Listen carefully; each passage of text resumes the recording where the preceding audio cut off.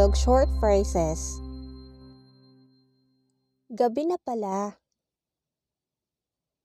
It's getting dark already. Totoo pala yung chismis. The rumor turned to be true. Kaya, tama rin pala ako. I was right too then.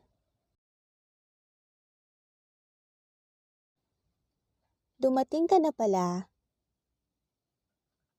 You have arrived.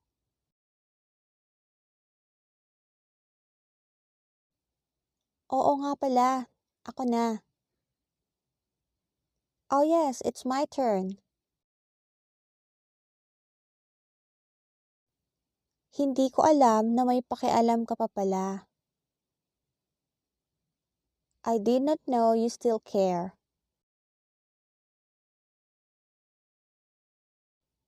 Nagtatrabaho ka pa pala roon. So, you're still working there.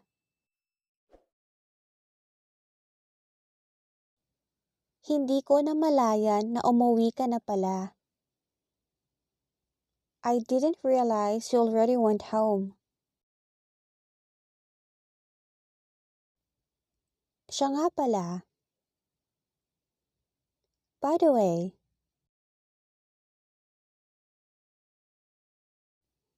aalis ka na pala, di ka man lang nagpasabi.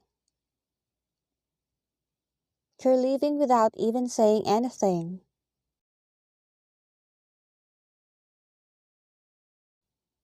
Marami ka palang nunal sa leeg. You had a lot of moles on your neck.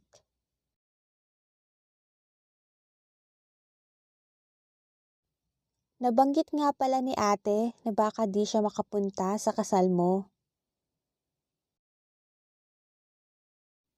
By the way, my sister mentioned that she may not be able to go to your wedding.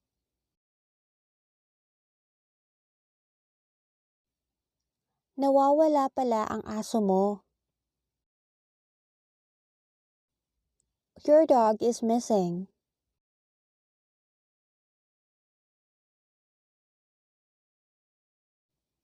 Nakalimutan mo pala na kaarawan ko ngayon.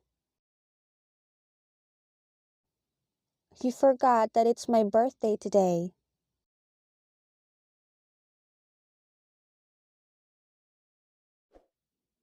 Ano nga pala ang pangalan niya? What is her name, by the way?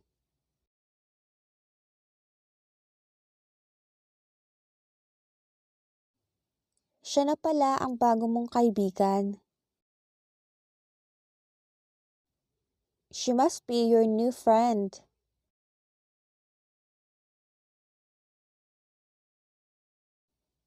Kailangan ko na palang umalis. I must go then.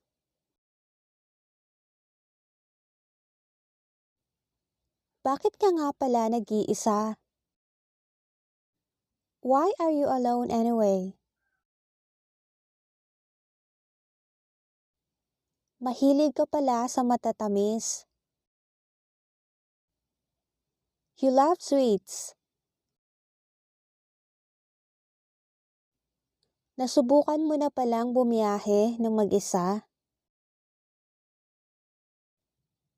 You have just tried to travel alone.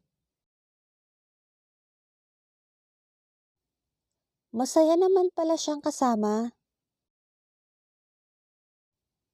He was really nice to be with.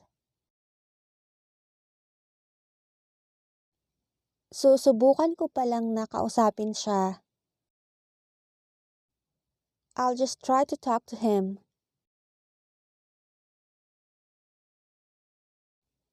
May magnanakaw pala sa bahay na ito.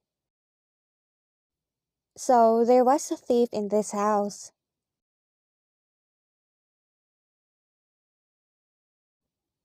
Umalis na pala siya sa trabaho. He had already left the job.